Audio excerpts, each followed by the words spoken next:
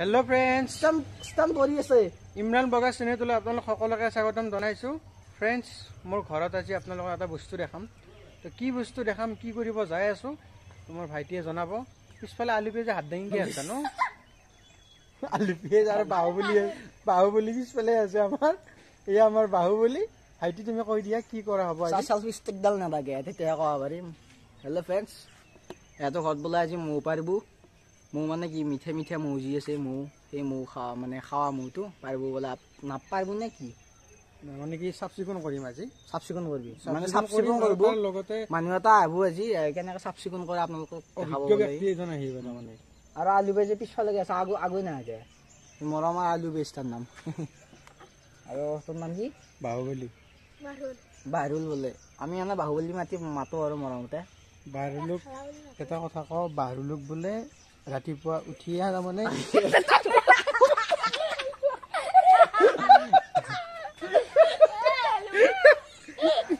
বাহৰুলক friend বাহৰুলক বোলে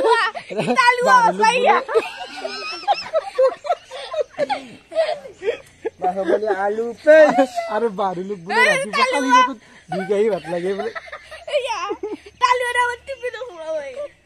মোৰ লগত দাদাজন আছে এইখনে হ'ল মৌচাক তো দাদাজনে গোটেইখিনি কথা প্ৰথমৰ পৰা শেষলৈ ভালদৰে বুজাই দিব এইটো আমাৰ পুৰণীয়া মৌবা হয় এইখন পুৰণীয়া মৌ পুহিবৰ কাৰণে বা আমাৰ এইটো ইণ্ডিয়ান বি বা চেৰেনা ইণ্ডিকা হয় এই পুহিবৰ কাৰণে এইটো ব্যৱহাৰ কৰা হয় হয় আৰু ইয়াৰ কালাৰটো সেউজীয়া যে এইটো কাৰণ কিহৰ কাৰণে সেউজীয়া হয় এইটো গছৰ লগত মিলাই বনোৱা হয় মানে মৌখনে ভাবে যে আমি গছত আছো বা ইয়াৰ ৰং আমি হালধীয়া কৰিব পাৰোঁ কিন্তু বগা ৰং কৰিব পাৰোঁ হালধীয়া ৰং কৰিলেও বাঁহখন আকৰ্ষণ হয় আৰু বগা ৰং কৰিলেও বাঁহখন আকৰ্ষণ হয় এই তিনিটা ৰঙত আমি বাঁহখন কৰিব পাৰোঁ ইয়াৰ পিছত নেক্সট ষ্টেপটো কি হ'ব ইয়াত এই মৌ বাঁহটোৰ এই দুটা খলপ আছে হয় হয় এইটো খলপ হয় ইয়াত পোৱালি থাকে তাক বুট চেম্বাৰ বুলি কোৱা হয় নেক্সট খলপ হানি চেম্বাৰ ইয়াত মৌ ৰস মৌ মাখি ইয়াত মৌ ৰস গোটায় আৰু এইখন হৈছে ঢাকনি এই ঢাকনিখন ৰ'দ বতাহ বৰষুণৰ পৰা ৰক্ষা কৰিবৰ কাৰণে দিয়া মই এতিয়া মৌ বাঁহটো দাঙি দিলোঁ মৌবিলাক ওলাই আছে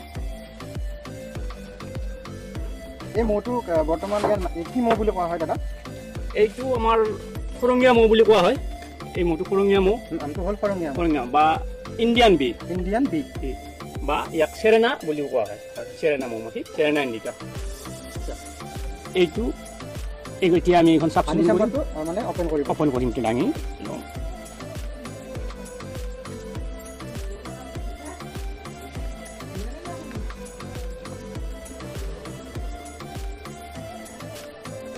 হানি চেম্বাৰটো আঁতৰ কৰিলোঁ আমি এইটো হ'ল আপোনাৰ পোৱালি জগাবৰ কাৰণে ব্যৱহাৰ কৰা চেম্বাৰ বুট চেম্বাৰ বুলি কোৱা হয় ইয়াত মৌমাখিয়ে পোৱালি জগায় গামোচাখন কিয় দিলে গামোচাখন দিয়াৰ অৰ্থ হৈছে পোহৰটো কমকৈ যাতে পায় মৌমাখিবোৰে নহ'লে সিহঁতৰ খং উঠিব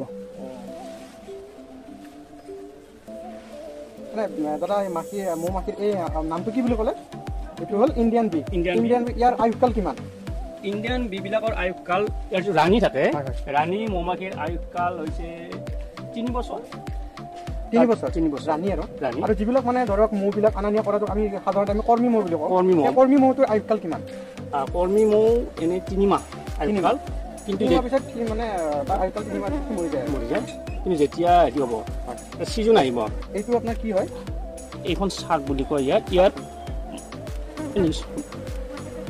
ইয়াত মৌমাখিয়ে পোৱালি জগাব তাৰ কাৰণে সাজিছে ইয়াত পোৱালি বনাইছে এইবিলাক ইয়াত কণী আছে এইবিলাক কণী চব মানে ৰাণীয়ে পাৰে আৰু দাদা ৰাণীটো এনে চাব পাৰিম নে ৰাণীটো দেখা নাপায় ৰাণী দেখা পায়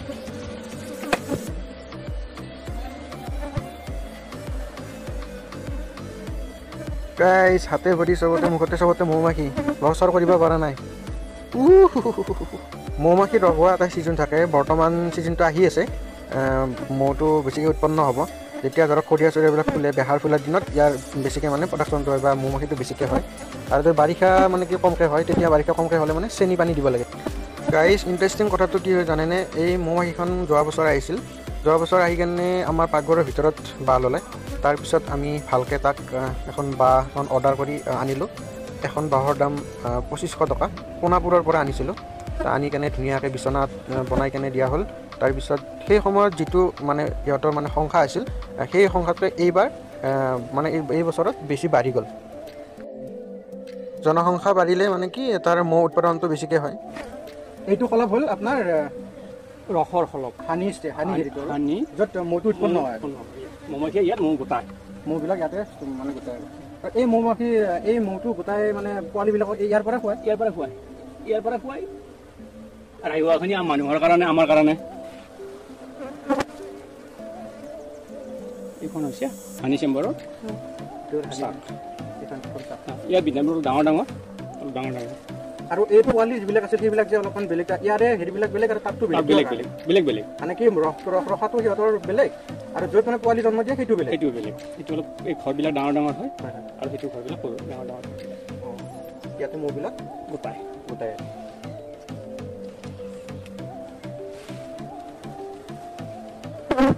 বৰ্তমান উৎপন্ন হৈছে অলপ উৎপন্ন হৈছে। এইবিলাক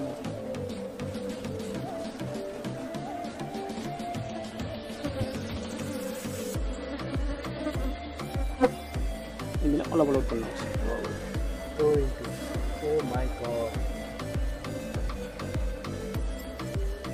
এইখিনি উৎপন্ন কৰিবলৈ কিমান দিন লাগে?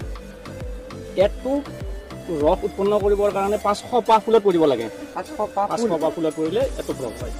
কিমান কষ্টৰ মূৰত মানে উৎপন্ন হয়। সেইকাৰণে মৌ জলক মৌতৰ অমৃত বুলি কোৱা হয়। মৌতৰ অমৃত এইটো মানে কি এইবিলাক কি হয়? এইবিলাক যে দানা টাইপৰ আছে এইবিলাক কি হয়? লেতেৰা হৈছে। এইটো মানে সপ্তাহত মানে চাফা কৰিব লাগে। গাইজ সপ্তাহত এনেকৈ ভালদৰে চাফা কৰিব কৰি আপোনালোকে মৌ পালন কৰিব পাৰে। আপোনালোকে মৌ পালন কৰক, বহুত কষ্ট কৰিবও নালাগে। সপ্তাহত এদিন এনেকৈ ভালদৰে চাফা কৰিব, ভালদৰে চাই থাকিব। আৰু বজাৰৰ যিটো মৌ সেইটো মৌতকৈ আপোনালোকে এইটো পিয়ৰ যিটো খাটি মৌ পাব এইটোৱে পাব।